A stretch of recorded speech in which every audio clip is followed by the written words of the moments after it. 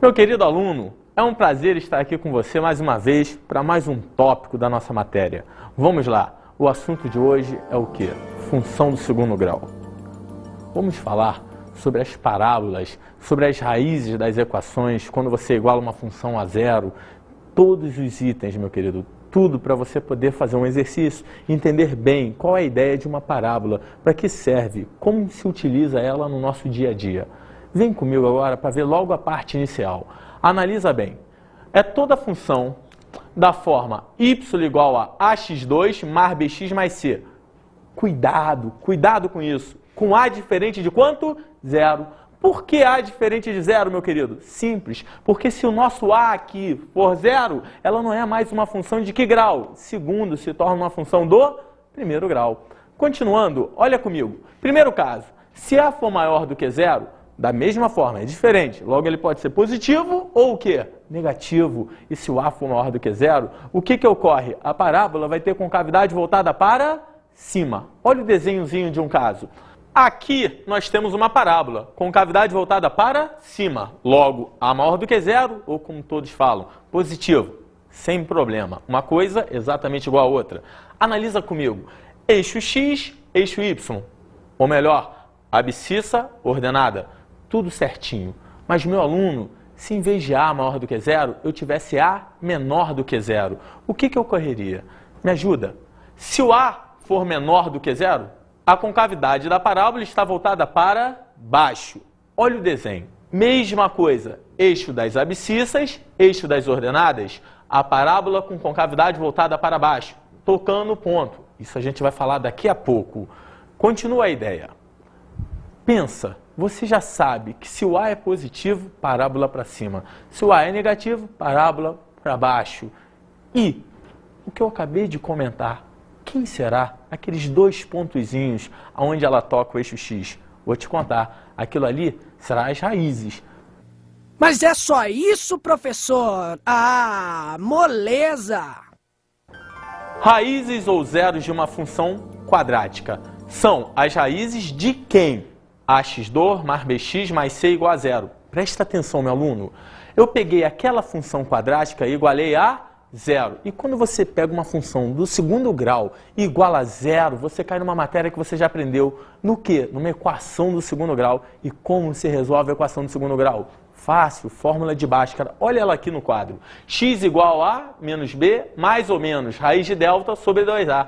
Onde esse delta nosso é conhecido. Quem era o delta? B ao quadrado menos 4ac.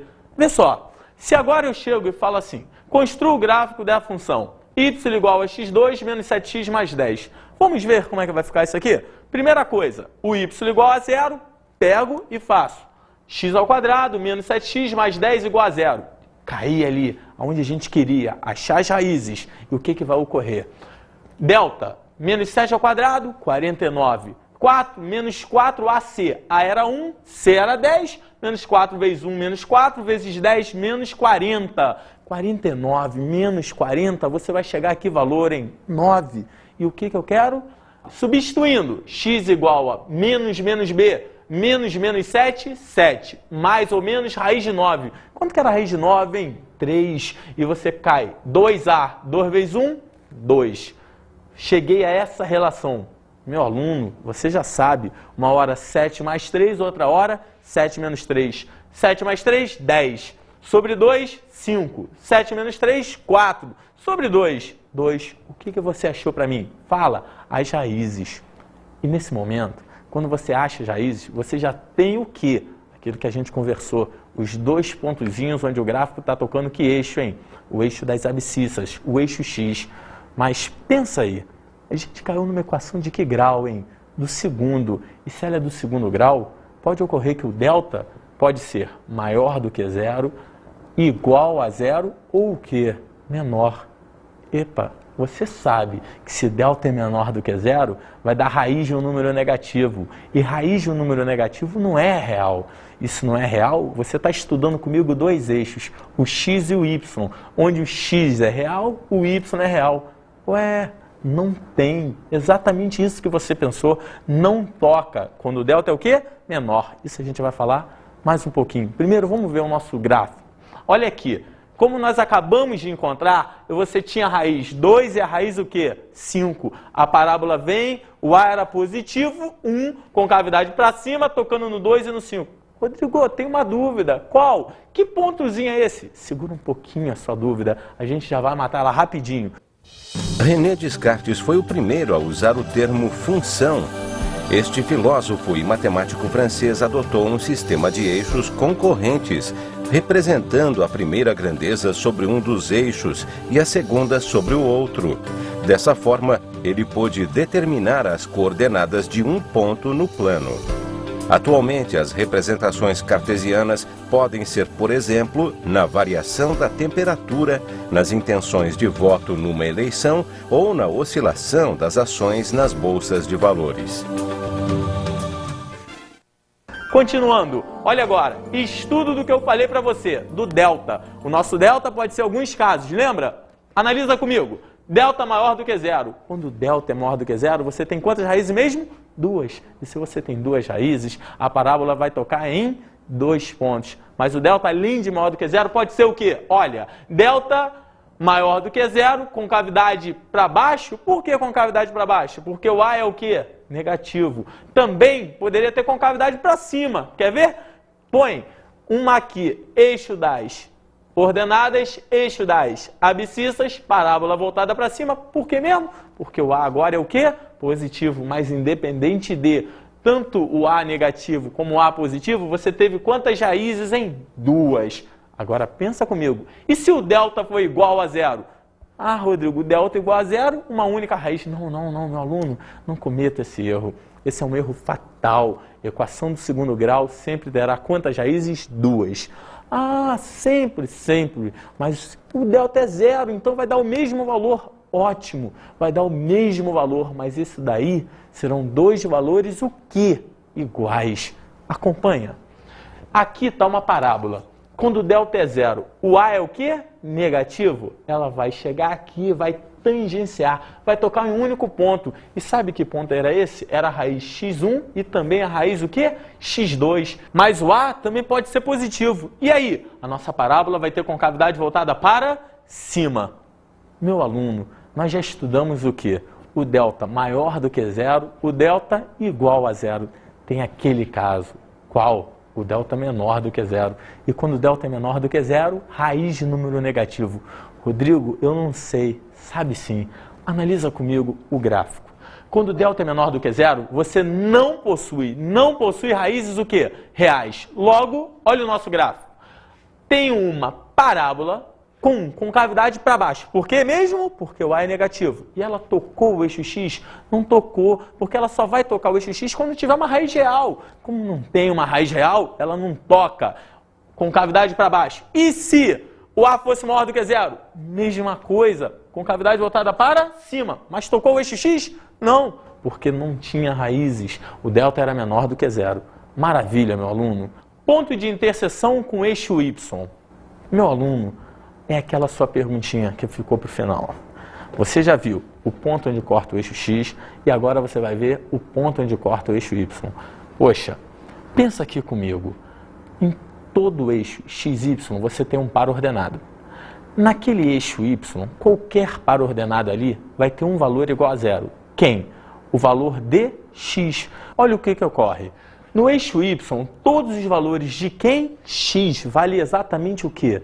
Zero. E se todos os valores de x vale zero, a função era da forma f de x igual a ax2 mais bx mais c. Se eu pegar no lugar de x e substituir quanto aqui? Zero, você vai ter o f de zero. E que vai ser esse fzinho de zero? Vai ser a vezes zero ao quadrado mais b vezes zero mais c. A vezes zero ao quadrado dá o quê? Zero. B vezes zero? Zero. E você conclui que f de zero é igual a quanto, meu querido? C. E se f de zero é igual a c, observe a parábola. Quando o nosso azinho for positivo, analisa só. Ela vai ter concavidade voltada para cima e toca ali no ponto C. Mas se o nosso azinho for negativo, olha o segundo caso. Ela vai ter concavidade para baixo e também toca no ponto quê? C. Você chega aqui e falta só estudar isso aqui da parábola. O que dela? O vértice. Rodrigo, o vértice, o que seria isso? É aquele pontozinho onde ela está fazendo uma mudança dentro dela mesmo e por ele passa um eixozinho chamado eixo de simetria. Olha um desenho aqui por mim. Temos aqui o eixo da ordenada, o eixo da abscissa, a parábola com as suas raízes e aqui, aquele eixozinho que eu te falei, o eixo de simetria. Aonde? Nesse pontozinho aqui, exatamente nesse pontozinho aqui, onde ela muda o sentido, ela vai ter o quê? O vértice. Continua. As coordenadas do vértice são duas. Como todo ponto ali, no eixo cartesiano, vai ter um x e um y. Só que eu vou chamar de x do vértice e y do vértice. Meu aluno, como a gente vai estudar esse x do vértice e esse y do vértice? Eu vou te explicar. Pensa bem. Primeira coisa, o x do vértice vai sempre estar entre o quê? As duas raízes. Eu viro para você e faço uma seguinte pergunta. Se eu tenho 0 e 10, quem é o termo que está no meio? Você. Rodrigo, fácil. 5. 5 é o termo que está no meio. Parabéns. Agora, vou te dar um tempo, hein? Entre 4 e 44, qual o termo que está no meio? Pensou? Você vai me responder 20. 44 menos 4, 40. Sobre 2, 20. Errou. Por que você errou? De 4 a 20 anda quanto? 16. De 20 a 44 anda quanto? 24. Está errado. Sabe por quê? Eu te induzi ao erro. Quando eu falo de 0 a 10, você pensa 10 menos 0 sobre 2. Não, não é 10 menos 0, meu querido. É 10 mais 0 sobre 2.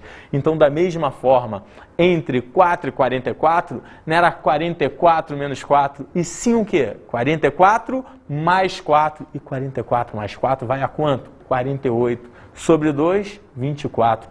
Esse é o termo médio. De 4 a 24 anda quantas unidades? 20. E de 24 a 44 também vai andar quantas unidades? 20. E se você tem uma parábola como essa que está aqui no desenho, você tem x1, x2. O vértice, meu querido, a projeção do x desse vértice está exatamente aonde? Entre aquelas duas dali. Como é que você calcularia isso? Mole, o que a gente acabou de analisar, você somaria as duas raízes e dividiria por quanto? Por 2. Olha só, x1 mais x2 dividido por 2. Isso vai ser exatamente o valor de quem? X do vértice. Só que você aprendeu lá em equação do segundo grau que tinha duas coisas. Soma de raízes, menos b sobre a. Produto de raízes, C sobre A. Se a soma dessas duas raízes é menos B sobre A, quando eu tiver menos B sobre A dividido por 2, como é que faz? Repete a primeira e multiplica pelo inverso da segunda. Olha o resultado. Menos B sobre 2A. E aí? E aí você já tem o que agora? O x do vértice. Analisa comigo nesse gráfico. Você já tem o x do vértice. Poxa, se eu já tenho o x do vértice, como é que eu vou fazer para encontrar esse y do vértice? Pensa aqui, se você tem uma função, onde essa função daqui, você tem valores de x que vão bater na função, vão te dar uma imagem, outro valor de x bate e te dá outra imagem, quando eu pegar o x do vértice e substituir na função de que grau? Segundo. Que forma? ax2 mais bx mais c. Esse x do vértice bate aqui e reflete exatamente que valor? O y do vértice. Olha só como você calcula esse y do vértice. Analisa comigo. Y é ax2 mais bx mais c. Como eu te falei, aonde está esse xzinho? Vai entrar quem? Menos b sobre 2a. Aonde está esse outro xzinho? Também vai entrar quem? Menos b sobre 2a. E lembra, quanto que dá menos b sobre 2a ao quadrado? Olha, seguindo, a que multiplica quem? B ao quadrado sobre quanto? 4a ao quadrado. Menos, presta atenção, menos b ao quadrado sobre quanto? 2a mais c. Meu querido, quando você fizer o MMC daí, vai dar exatamente o quê? 4a. Porém, em cima, no numerador, vai dar que valor? Cuidado, menos b ao quadrado mais 4ac. Epa, Rodrigo, esse menos b ao quadrado mais 4ac é igual uma coisa que eu já aprendi. O quê? O delta. Mas o delta é B2 menos 4ac. Então não é delta, meu querido, é menos delta. E você acabou de concluir que o y do vértice tem uma relação para ele. E qual vai ser essa relação? Y do vértice igual a menos delta sobre 4a. Ou seja, você já tem as duas coordenadas do vértice. Acompanha comigo. Quando eu tenho x do vértice, y do vértice, o mais importante, x do vértice fica com menos b sobre 2a, enquanto o nosso y do vértice vai ficar com que conta? Menos delta sobre 4a. Mas, meu aluno, se a é maior do que zero, o y do vértice recebe o nome de mínimo, porque seria o ponto mais baixo da função, a menor imagem que ela tem. E o x do vértice recebe o nome de minimante. Por quê? Porque se você olhar bem a sua parábola com concavidade voltada para cima, vai ter um ponto aqui embaixo, um ponto mínimo de imagem. E o que leva a ter esse mínimo é o chamado o quê? Minimante. Agora pula para mim. E se o a for menor do que zero? O y do vértice recebe o nome de quê? De máximo, pois seria o ponto mais alto da função, ou melhor, o que tem a maior imagem. Mas, meu aluno, se o y do vértice é o máximo, o x do vértice vai ser chamado de quê? Maximante.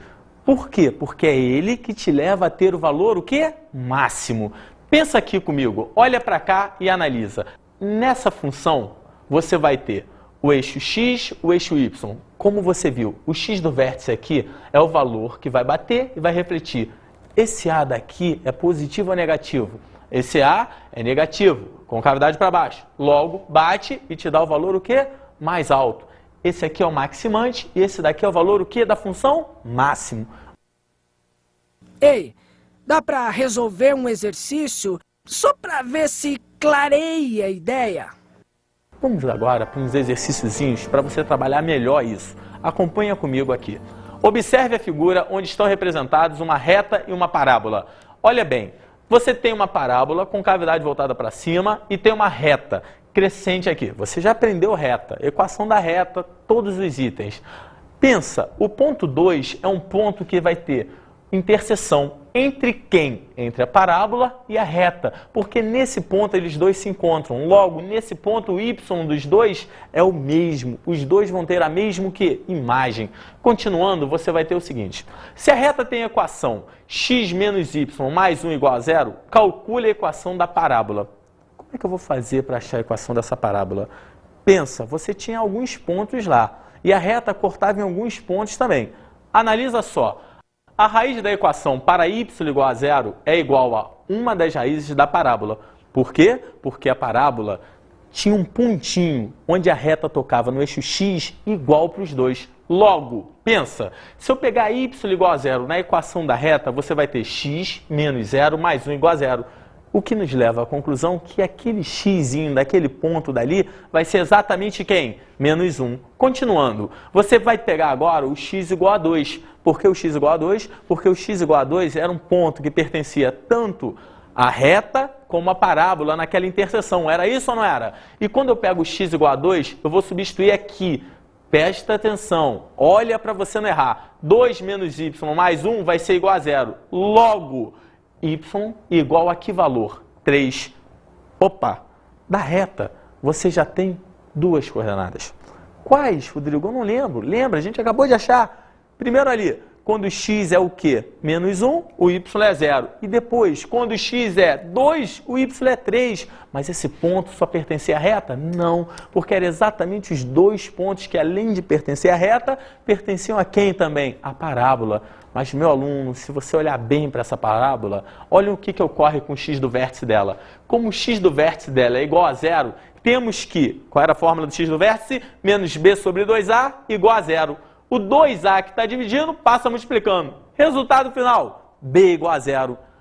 Meu aluno, vem comigo e acompanha. Você já tem 2 pontos por onde ela passa e, além de ter 2 pontos, você tem um valor de b da parábola. Como é que era uma função mesmo do segundo grau? Você vai ser y igual a ax2 mais bx mais c. Se o b vale 0 e você tem 2 pontos, é só substituir.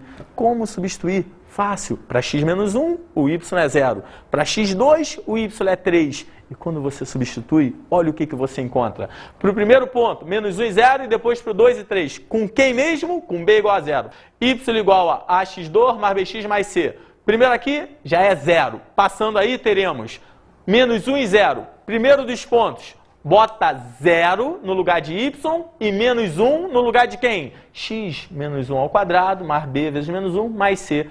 Mas quem era esse Bzinho mesmo que você aprendeu? Zero. E se o Bzinho é zero, isso tudo se torna o quê? Zero. Logo, zero igual a mais zero mais C.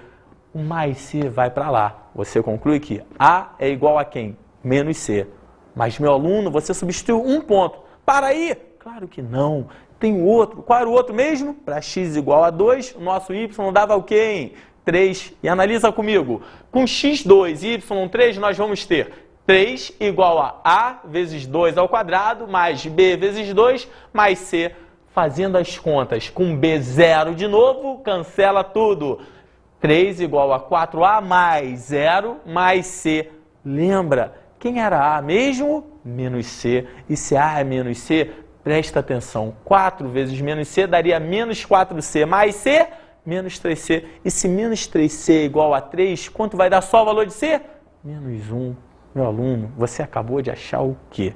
C igual a menos 1. Se c é igual a menos 1 e o a é igual a menos c, quanto vai dar a? Olha, a vai ser igual a 1, c menos 1 e o b o quê?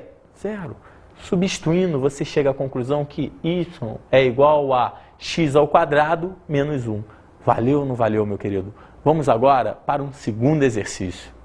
Acompanha comigo o que vem dizendo esse segundo exercício para a gente. Pensa só.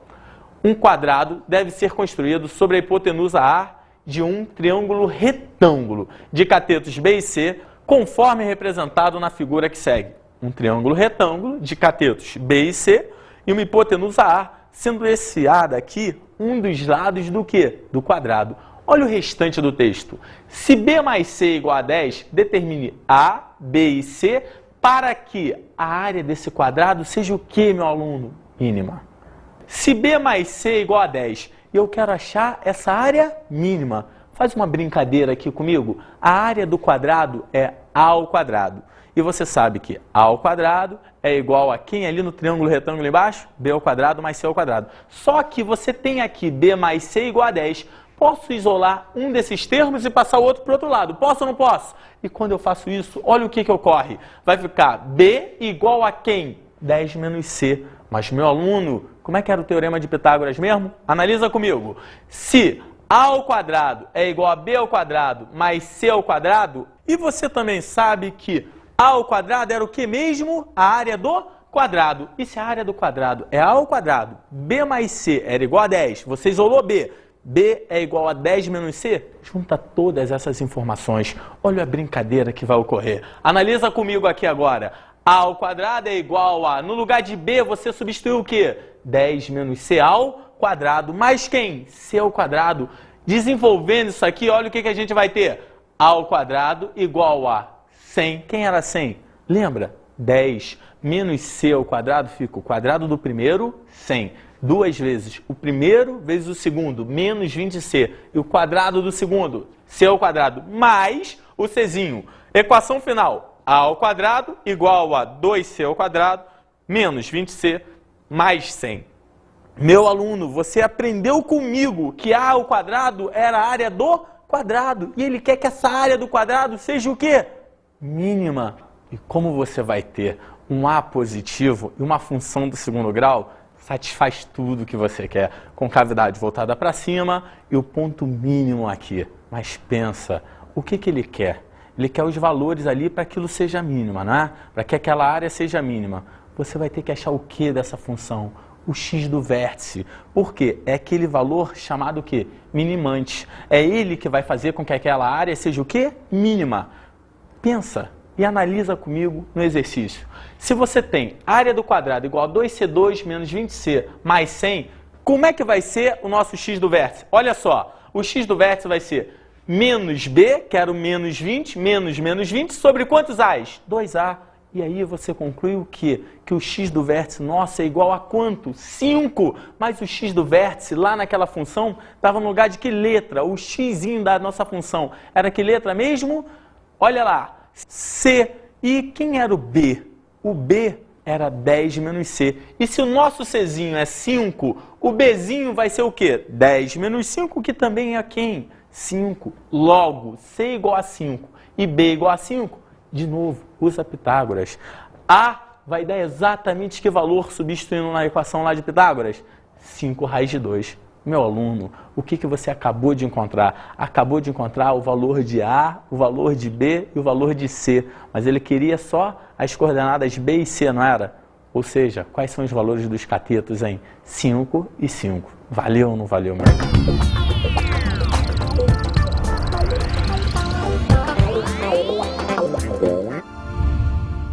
Minha dica de hoje, meu aluno, é que você estude função no segundo grau, principalmente nos pontos máximos e mínimos. Por quê? Porque você vai ter, toda vez que o nosso A for o quê? Positivo, a parábola para cima. Logo, aquele ponto dali vai ser o mínimo. E uma função você pode relacionar vários itens. Ou seja, você pode chegar e falar o lucro de uma empresa com A positivo vai ser o quê? Mínimo. O lucro de uma empresa com A negativo lá no alto seria o lucro o quê? Máximo. Então, muita atenção. Estude mínimo e máximo da função. Isso vai te ajudar não só nos exercícios de matemática, como talvez na tua vida prática. Isso é importante. Foi um prazer hoje ter dado aula para você mais uma vez. E eu conto com você qualquer dia. Um abraço. Até lá.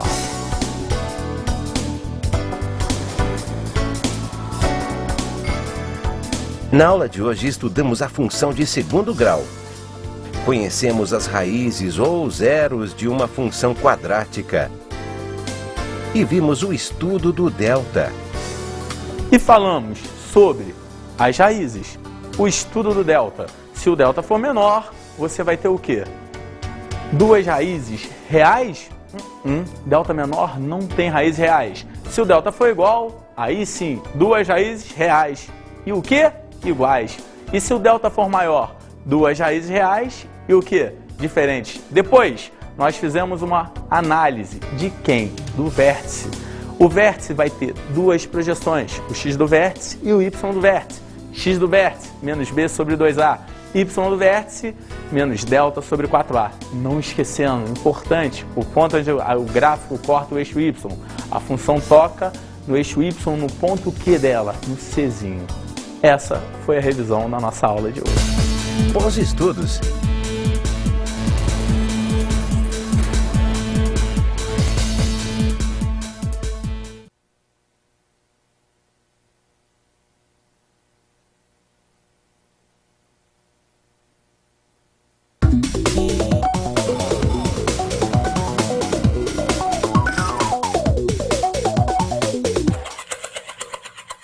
Meu amigo professor, quando você for abordar essa aula de hoje, não esqueça de frisar bem com o seu aluno o vértice da parábola. Por quê? Porque você sabe que quando a gente estuda o vértice, pode ter questões que envolvam exatamente isso, máximo e mínimo. E abordando essa parte, você vai elaborar bastante com ele grande parte do estudo da função do segundo grau. Faça o quê? Muito exercício, dê muitas dicas, porque você é o mestre e você sabe o que sua turma precisa. Um abraço.